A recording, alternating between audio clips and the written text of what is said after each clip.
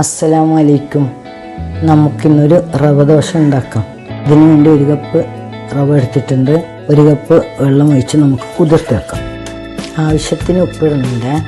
ഇത് നന്നായിട്ടൊന്ന് ഇളക്കി നമുക്ക് കുതിരാനായി മാറ്റി വെക്കാം. ഞാനിപ്പോൾ ഇവിടെ ഒരു മിക്സിയുടെ ജാർ എടുത്തിട്ടുണ്ട്. നമുക്ക് കുതിർത്ത് വെച്ച റവ ഇതിലോട്ട് മാറ്റാം. ഇതിലോട്ട് 1 മുട്ട പൊട്ടിച്ച് ഒഴിക്കുന്നുണ്ട്.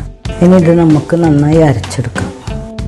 അരച്ച മാവ് നമുക്ക് ഇതിലോട്ട് മാറ്റാം.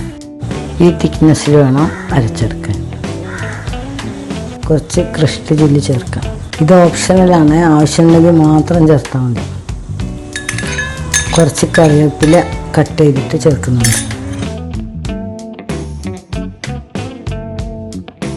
നന്നായി ഒന്ന് മിക്സ് ചെയ്തിട്ടുണ്ട്. ഇനി നമുക്ക് ഉണ്ടാക്കാൻ തുടങ്ങാം. ഇപ്പോൾ ഒരു പാന് വെച്ചിട്ടുണ്ട്. നമുക്ക് ദോശ ഉണ്ടാക്കി തുടങ്ങാം.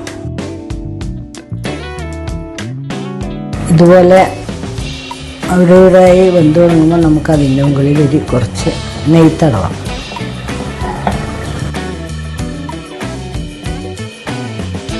ഇപ്പോൾ റെഡി ആയിട്ടുണ്ട്. നമുക്ക് പാനിൽ നിന്ന് മാറ്റാം.